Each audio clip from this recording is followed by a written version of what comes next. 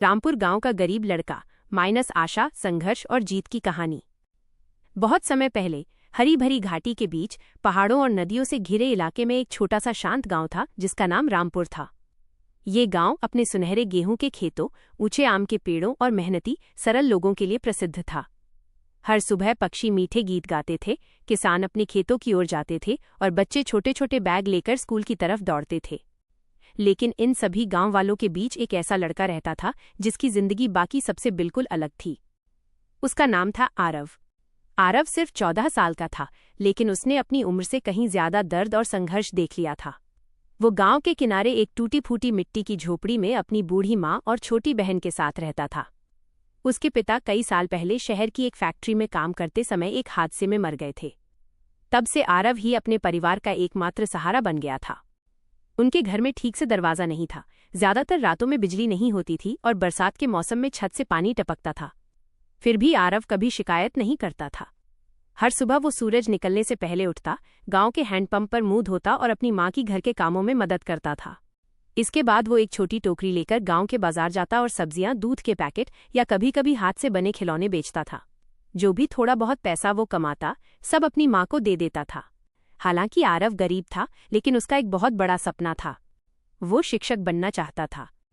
उसका मानना था कि शिक्षा ही उसकी जिंदगी बदल सकती है और उसके जैसे दूसरे गरीब बच्चों की भी मदद कर सकती है। लेकिन जिंदगी आसान नहीं थी। स्कूल में संघर्ष। आरव रामपुर के सरकारी स्कूल में पढ़ता था। स्कूल की इमारत पुरानी थी और कई कक्षाओं की खिड़कियां टूटी हुई थीं, दीवारों में दरारें पड़ी थीं। फिर भी आरव को स्कूल जाना बहुत पसंद था। हर दिन वो 5 किलोमीटर पैदल चलता था, कभी नंगे पैर तो कभी फटी चप्पलों में। कई अमीर बच्चे उसका मजाक उड़ाते थे। इसके कपड़े देखो, ये गौशाले जैसा बदबू करता है। गरीब लड़का, ये स्कूल क्यों आता है? उनकी बातें आरव को बहुत दुख पहुंचाती थीं, लेकिन वो कभी जवाब नहीं देता था। इसके बजाय वो अपनी पढ़ाई पर ध्यान देता था। वो पहली बेंच पर बैठता, ध्यान से टीचरों की बातें सुनता और दूसरों से मिले पुराने फटे कॉपियों में अपना होमवर्क करता था। एक दिन उसकी इंग्लिश टीचर मिसेज अनन्या ने आरव में कुछ खास देखा। उन्होंने उसकी मेहनत, अनुशासन और सीखने की भूख को महसूस किया। क्लास के बाद उन्होंने उसे बुलाया। आरव, तुम इतनी मेहनत क्यों करते हो? उन्होंने प्यार से पूछा। आरव ने सिर झुकाकर कहा, मैडम, मैं हमेशा गरीब नहीं रहना चाहता।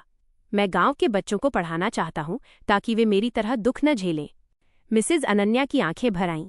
उसी दिन से उन्होंने आरव की चुपचाप मदद करने का फैसला किया। उन्होंने उसे पुराने किताबें दी, एक्स्ट्रा प्रैक्टिस शीट्स दी और कभी कभी खाना भी दिया। बड़ी मुसीबत। एक साल रामपुर गांव में भयानक सूखा पड़ गया। कुएं सूख गए, फसलें खराब हो गईं और कई परिवारों की आमदनी खत्म हो गई। कमजोरी और भूख के कारण आरव की मां बीमार पड़ गई। दवा के लिए पैसे नहीं थे। आरव को कुछ समय के लिए स्कूल छोड़ना पड़ा और उसने पास के खेतों और निर्माण स्थलों पर काम करना शुरू कर दिया। वो ईंटें उठाता, पशुओं के बाड़े साफ करता और तेज धूप में लंबे घंटे काम करता। रात को वो अपनी माँ के पास बैठता और उसका हाथ पकड़कर कहता, चिंता मत करो माँ, मैं तुम्हारी दवा लेकर आऊंगा। अंदर से आरव पूरी तरह टूट चुका था। शिक्षक बनने का सपना बहुत दूर लगता था। एक रात वो गांव के मंदिर के पास बैठकर अकेले रो रहा था। तभी गांव के प्रधान सरपंच राघव सिंह ने उसे देख लिया। क्या हुआ बेटा? उन्होंने पूछा। आरव ने उन्हें अपने परिवार, स्कूल और सपनों की पूरी कहानी बता दी। सरपंच कुछ देर चुप रहे, फिर बोले, बेटा, जिंदगी बहादुर लोगों की परीक्षा लेती है। अगर आज हार नहीं मानोगे तो कल जरूर चमकोगे। उन्होंने आरव की मां का मुफ्त इलाज करवाया और परिवार के लिए अनाज की व्यवस्था की। इससे आरव को नई ताकत मिली। दोबारा स्कूल वापसी। मां के ठीक होने के बाद आरव फिर स्कूल लौटा, लेकिन अब वो पढ़ाई में पीछे रह गया था। बाकी बच्चे फिर हंसने लगे। अब बहुत देर हो चुकी है, तुम कभी आगे नहीं बढ़ पाओगे।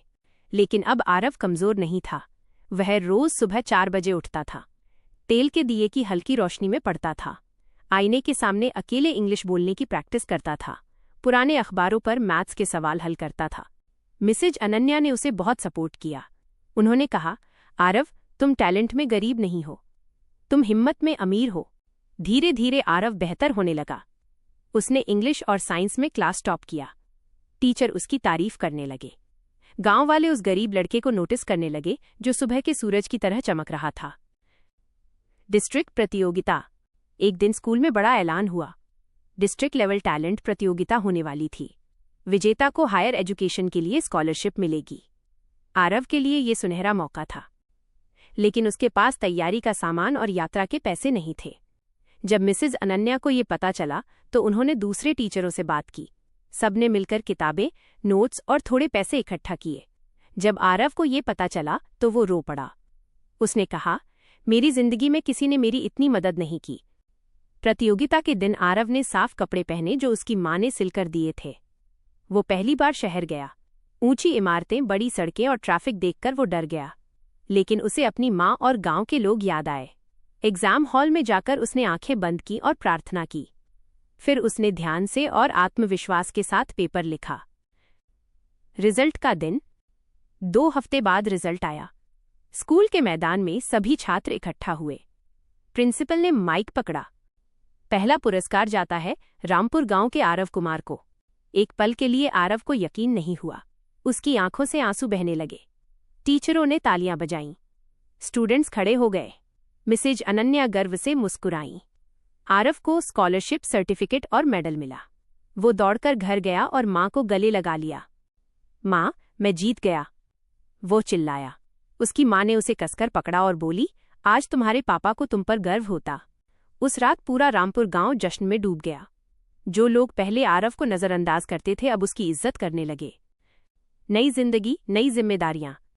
स्कॉलरशिप के पैसों से आरव शहर के अच्छे कॉलेज में गया। वहां भी जिंदगी आसान नहीं थी, लेकिन उसने अपने गांव को कभी नहीं भुलाया। वो पार्ट टाइम काम करता था, घर पैसे भेजता था और दिन रात पढ़ाई करता था। साल बीतते गए। गांव का गरीब लड़का एक काबिल शिक्षक बन गया। लेकिन आरव ने बड़े शहर के स्कूल को नहीं चुना। वो वापस रामपुर गांव लौटा। उसने गरीब बच्चों के लिए एक फ्री इवनिंग स्कूल खोला। उसने बच्चों को इंग्लिश, मैथ्स, साइंस और सबसे जरूरी आत्मविश्वास सिखाया। जो बच्चे पहले खेतों में काम करते थे अब उनके हाथों में किताबें थीं। माता पिता ने आरव को आशीर्वाद दिया। रामपुर गांव धीरे धीरे बदलने लगा। शिक्षा बढ़ी, गरीबी घटी और उम्मीद बढ़ी। अंतिम संदेश। एक शाम आरव उसी मंदिर के पास खड़ा था जहां वो कभी रोया करता था। अब उसके चारों तरफ बच्चे हंसते और पढ़ते हुए खड़े थे। उसने आंखें बंद की और धीरे से कहा, धन्यवाद जिंदगी, मुझे सिखाने के लिए कि संघर्ष इंसान को मजबूत बनाता है। उस दिन के बाद आरव को कोई गरीब लड़का नहीं कहता था। अब उसे कहा जाता था रामपुर गांव की रोशनी।